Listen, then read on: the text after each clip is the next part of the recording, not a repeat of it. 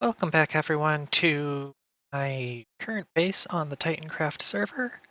I will be doing this as part of my terraforming series, and I'm going to go ahead and cover on how to make, I'm going to call them small custom trees, but these are about 20 blocks tall, give or take.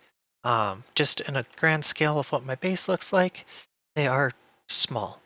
So the way that I like to build them, these are just 1 by 1 trees. What we're going to do is we're just going to go up, and I usually go up like branches or 3 logs give or take before I start doing any branches.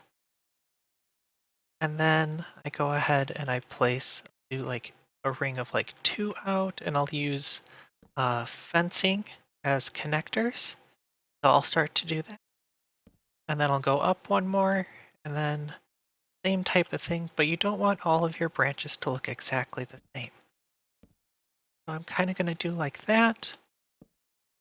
I'm just going to go ahead and create a spiral that goes more or less 1 block, go up 1 block, and then we add in another branch.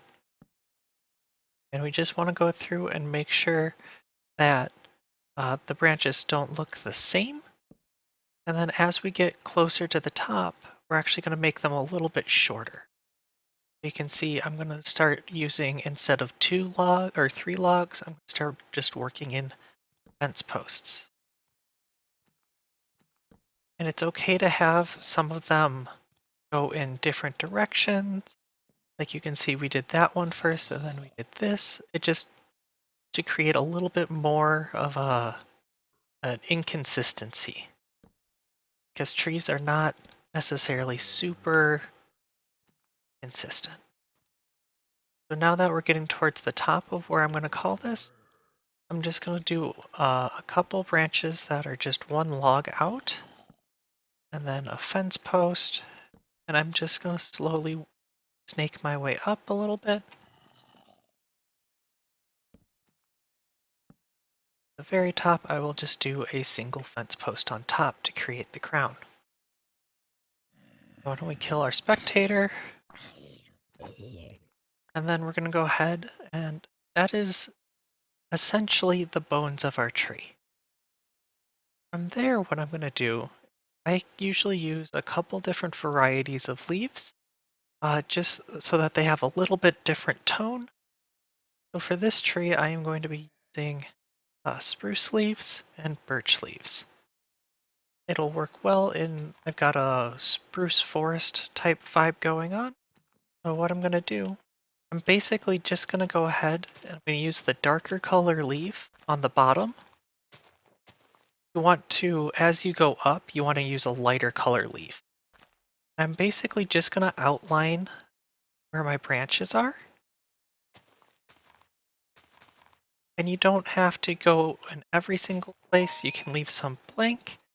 I do like to put in a couple torches just to make sure that I don't end up with zombies or skeletons in my trees.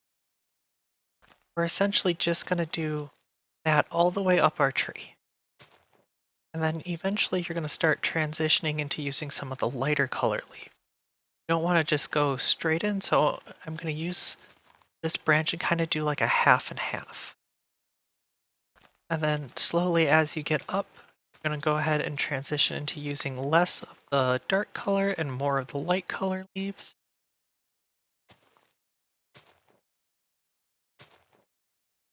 So like here where I've got them touching, I'm going to use different colors.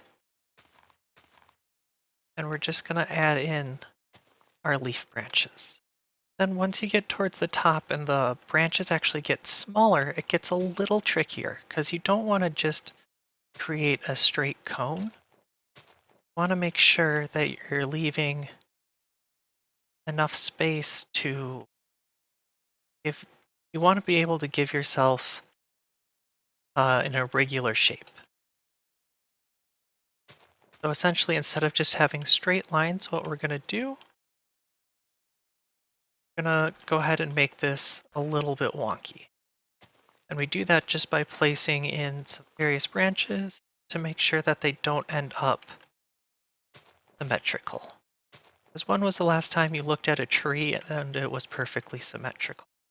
It just doesn't happen. You can see here's kind of what I'm talking about, where you have just this weird looking spike at the top of your tree. So we're going to go ahead and we're just going to fill it out a little bit more just to help add in some extra color. That is the first layer of our leaves on there. Grab some more. And now on the underside of your branches, you want to go ahead and make sure that you fill in those as well. You don't want to have a lot of places where you can see the lumber. Like here we have one, and I'm probably just going to leave that because I think that one will look okay. But from the underside, if you look at it and you look up, this is what you see.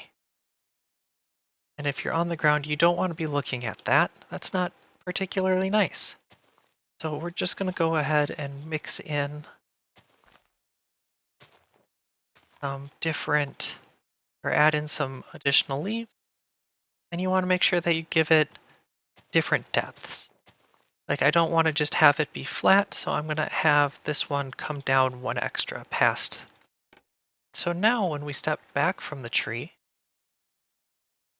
can see that we've got a nice wandering cone type shape. It's not perfectly symmetrical, but from a distance you can get that good pine tree shape to it. And so that's what we want to do. The last little bit that I think is very much overlooked and something that is really crucial when you're building trees is how they're connected to the ground.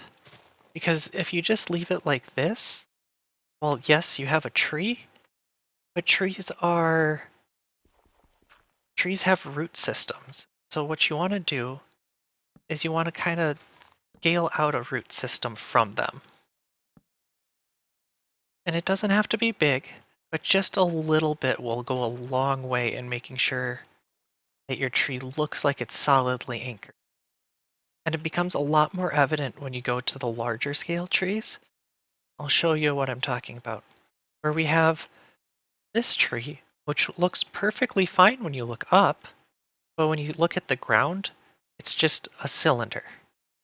Whereas if you go to one of these that has roots, you can see like it's the same size tree, but when you're on the ground, it's interacting with the ground so much more, and it's not just a straight tube sticking out of it.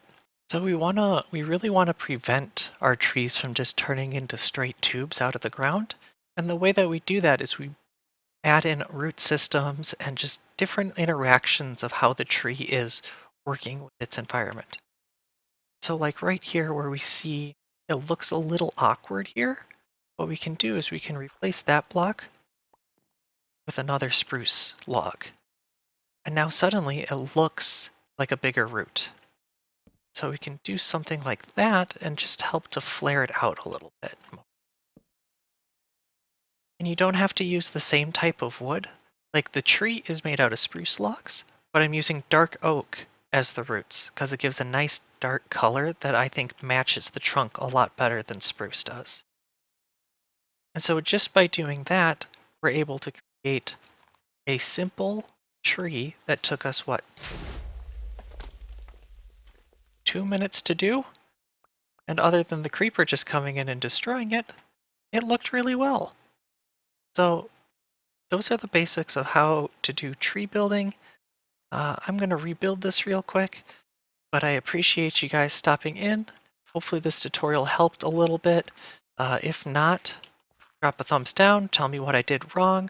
I really appreciate all of the feedback that I get. So I will catch you guys in the next one.